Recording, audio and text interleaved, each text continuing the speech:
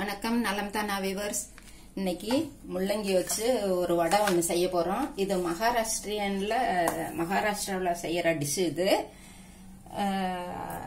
இந்த முர்முரேன்னு சொல்லுவாங்க. அதை நம்ம வந்து முள்ளங்கி வடைன்னு வச்சுக்கலாம். இதுக்கு ரொம்ப சிம்பிள் இன்கிரீடியன்ஸ் தான். ஒன்றும் அரைக்கிற வேலை எல்லாம் ஒன்றும் கிடையாது. முள்ளங்கிய ஒவ்வொரு மாதம் துவையல், சாம்பார் இது மாதிரி எல்லாம் நம்ம செய்யறது மாதிரி இது கொஞ்சம் டிஃப்ரெண்டா இருக்கும். அந்த வடையில வந்து முள்ளங்கி இருக்கிறது மாதிரியே தெரியாது. அதுக்கு முள்ளங்கி ஒரு கப் அளவுக்கு துருவி எடுத்து வச்சுக்கணும். அரிசி மாவு அது ஒரு கப்பு, 1.25 கப்பு கூட எடுத்துக்கலாம். நம்ம பிசையறதுக்கு தகுந்தாப்புல பாத்துக்கிட்டு எடுத்துக்கலாம். 1 கப்பு இல்லைன்னா 1.25 கப்பு. இதுக்கு கொஞ்சம் வெங்காயம் நல்லா பொடியா அரிஞ்சு வச்சுக்கணும். பச்சை மிளகாய் ஒன்று மட்டும், மிளகாய் பொடி வேற கொஞ்சம் போடுவோம். இஞ்சி பூண்டு எடுத்து வச்சுக்கணும். மிளகாய் பொடி கொஞ்சம் போட்டுக்கணும். கொத்தமல்லி பொடி கூட கொஞ்சமா. இதுல கருவேப்பிலை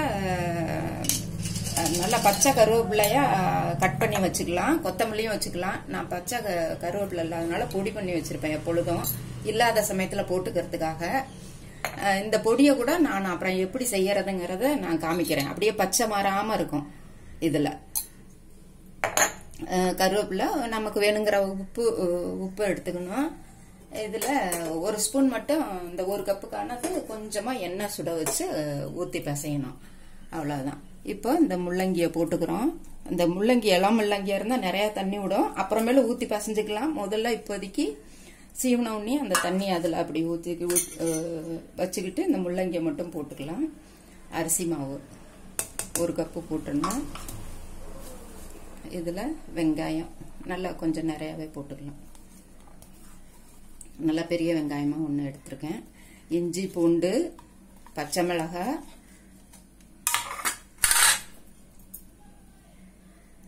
கொஞ்சமா காரத்துக்கு தகுந்தாப்புல பார்த்து போட்டுக்கோங்க. நிறைய வேணும்னா நிறைய போட்டுக்கலாம். கொஞ்சமா ஒரு 1/4 ஸ்பூன் அளவு போட்டுருக்கேன். கொஞ்சமா கொத்தமல்லி போட்டு, கருவேப்பிலையும் கொத்தமல்லியும் நீங்க கட் பண்ணி போட்டுக்கோங்க. நான் இப்போதைக்கு தூள் போட்டுக்கிறேன். இதுல உப்பு, இதுக்கு தகுந்த உப்பு.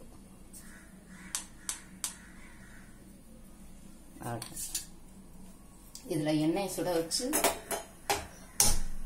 ஊத்தி வெங்காயம் தண்ணி விடும். அப்படி பத்தலைனாலும் இந்த முள்ளங்கி எடுத்த பிசையணும்னு புளியணும்னு அவசியம் கிடையாது. அதான் தண்ணி விட்டுரும் சீவி வைக்கல. அந்த தண்ணியும் ஊத்தி பசைஞ்சிட்டு, அப்படியும் பத்தலைன்னா பச்சை தண்ணியை ஊத்தி கொஞ்சமா மெதுவா பிசைஞ்சு வடை மாதிரி தட்டிக்கலாம். இப்ப இதை ஊத்திட்டு நான் காமிக்கிறேன்.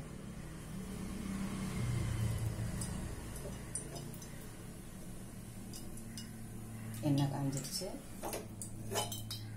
இப்ப இந்த கிறிஸ்ப்காக தான். இது மேல வந்து கொஞ்சம் பொறுபொருன்னு இருக்கும், உள்ள கொஞ்சம் சாஃப்டா இருக்கும். கொஞ்சமா பெருங்காயத்தூளும் போட்டுக்கலாம்.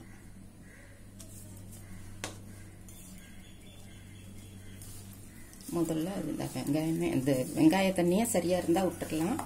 அப்படி இல்லாட்டி தண்ணி ஊத்திக்கலாம். நல்லா பூரி மாவு மாதிரி கெட்டிமா பிசைஞ்சுக்கணும். இது கலருக்கு மஞ்சத்தூள் கூட போட்டுக்கலாம். போட்டுமா கொஞ்சம்.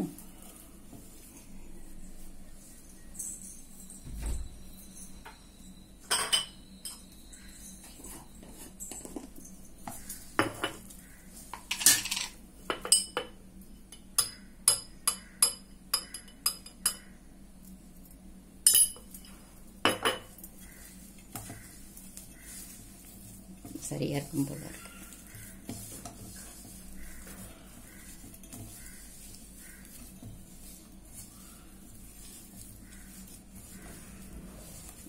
காரம் நம்ம பிடிக்கிறவங்க 2 பச்சை மிளகாய் போட்டு, மிளகாய் பொடியும் கொஞ்சம் கூட போட்டுக்கலாம். இதுல சரியா இருக்கு. இப்பவே சரியா இருக்கு.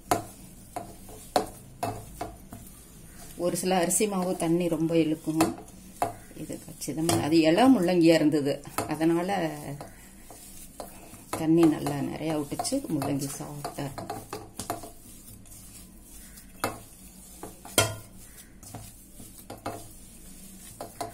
இது உப்பு பார்த்துக்கோங்க. சரியா இதை நல்லா எல்லடைக்கு சைஸுக்கு எடுக்கிறாப்புல இப்படி எடுத்து நல்லா மெலிசா தட்டி வச்சுக்கணும். அதாவது எல்லா மெலிஸ்க்குல அதை விட கொஞ்சம் மொத்தமா இருக்கலாம். இந்த அளவுக்கு தட்டி வச்சுக்கிட்டு நல்லா பொறுமையா வேக விடணும். ஆனா உள்ள அரிசி மாவு இல்லையா, அதனால உள்ள நல்லா வேகணும். வெந்ததுக்கு அப்புறமேலு எடுத்து சாப்பிட வேண்டியதுதான். சாஸ் தொட்டு சாப்பிடலாம். தயிர் கூட இதுக்கு தொட்டுக்கிட்டு சாப்பிடுவாங்களாம். அந்த நார்த் இந்தியன்லாம் அது மாதிரி செய்வாங்க. மகாராஷ்டிராவில் செய்யறது. இதுக்கு பூண்டு சட்னின்னு அவங்க தொட்டுக்கிட்டு சாப்பிடுவாங்களாம். அதுவும் காரசாரமா சாப்பிடுவாங்க அப்படின்னு கேள்விப்பட்டிருக்கேன்.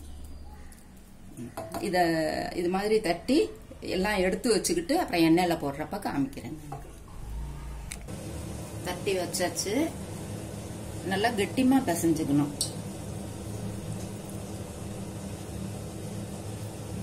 இந்த அளவுக்கு இப்படி எடுத்துக்கிட்டு தட்டுறப்ப கையில ஒட்டுச்சுன்னா எண்ணெய தொட்டு இது மாதிரி தடவிக்கணும்.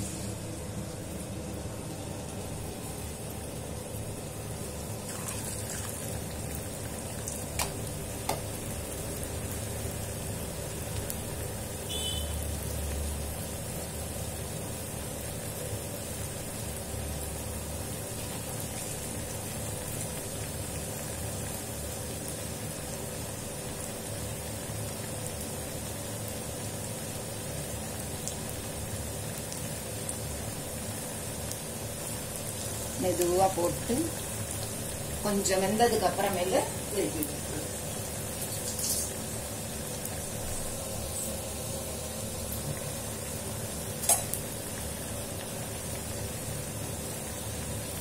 வெங்காயமும் தண்ணி விடுறதுனால அந்த முள்ளங்கிய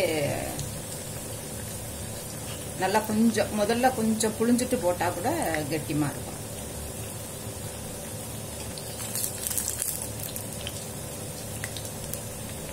மெதுவா ஒரு 5 நிமிஷம் வேகணும். ஏன்னா அரிசி மாவு உள்பக்கமெல்லாம் வேகிறதுனால கொஞ்சம் லேட் ஆகும். அதனால சிம்மை விட கொஞ்சம் கையில வச்சு மீடியத்துல வச்சு மெதுவா வேக விடணும்.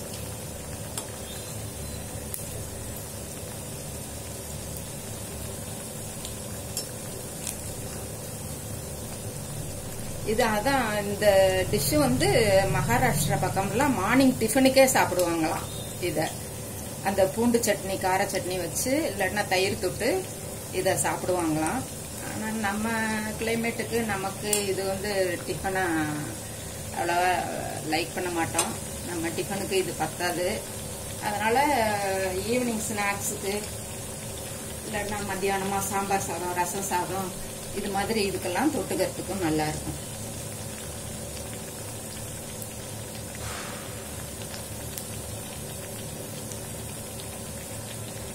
வேகணும். கொஞ்சம் நல்லா வெந்ததுக்கு அப்புறமேலு எடுத்தோம்னா அந்த மேல கிறிஸ்பியாவும் உள்ள கொஞ்சம் சாஃப்டாவும் இருக்கும். அது முள்ளங்கி இருக்கிறதே தெரியாது. இதுல முள்ளங்கி சாப்பிடாத பிள்ளைங்க கூட இது மாதிரி செஞ்சுட்டோம்னா சாப்பிட்டுக்குங்க.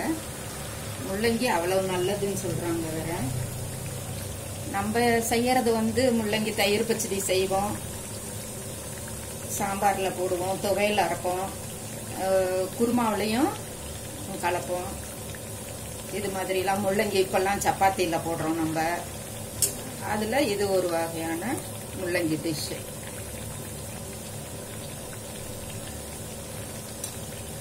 பொறுமையா ஆனா வேக விடணும். சிம்ல வச்சு நல்லா செவந்ததுக்கு அப்புறம் உள்ளவும் வெந்துடணும். அப்பதான் சாப்பிட நல்லா இருக்கும். உங்களுக்கு காரத்துக்கு தகுந்தாப்புல இதுல ஜாஸ்தி போட்டுக்கலாம். நீங்களும் செஞ்சு பாருங்க. நலம் தானா சேனலுக்கு சப்ஸ்கிரைப் பண்ணுங்க. வேற ஒரு வீடியோல பார்க்கலாம். தேங்க்யூ. இதை நல்லா பொறுமையா வேக விட்டு எடுத்து சாப்பிட வேண்டியதுதான். இது கொஞ்சம் டிஃபரெண்டா வித்தியாசமா இருக்கும்.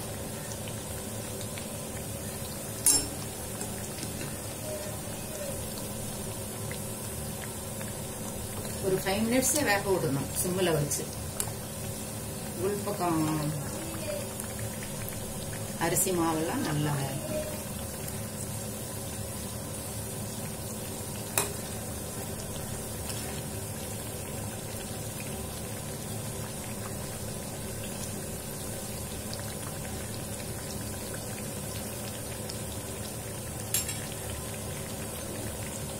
இதுக்கு சைட் டிஷ், இதுக்கு சைட் டிஷ் தயிர் தொட்டுக்கிட்டு சாப்பிடுவாங்களாம். அதுல மகாராஷ்டிரியன்காரங்க சாஸ் தொட்டு நம்ம சாஸ் தொட்டுக்கிட்டு மயோனைஸ் வச்சு கூட மேல அப்ளை பண்ணி அப்படியே கரைச்சி சாப்பிட்டாலும் நல்லா இருக்கும். பூண்டு சட்னி. பூண்டு சட்னி, பூண்டு சட்னி அதாவது நிறைய கொஞ்சம் பூண்டு வச்சு கடலை மாவு மிளகாய் வச்சு. கிடையாது, கடலை மாவு கிடையாது. அதனால அந்த வாய்வுங்கிறதுக்கான நார்த் இந்தியன் ஸ்டைல்ல கடலை மாவு சேர்க்காம செய்யறதுதான் மாட்டாங்க. இதான் ஃபர்ஸ்ட் டைம். கடலை மாவு தான் எப்ப பார்த்தாலும் சேர்ப்பாங்க. நல்லா வந்துருச்சு இல்லையா? பாருங்க நல்லா சவுண்ட் சுடுது. போட்டு காமிக்கட்டுமா?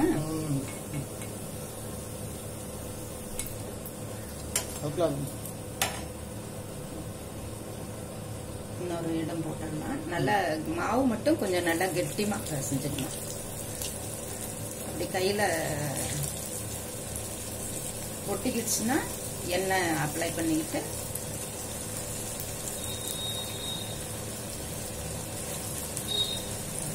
கூட வெந்ததுக்கு அப்புறம் தள்ளி விட்டோம்னா சரியானது. நான் கொஞ்சம் ஓரமாக போட்டேன்.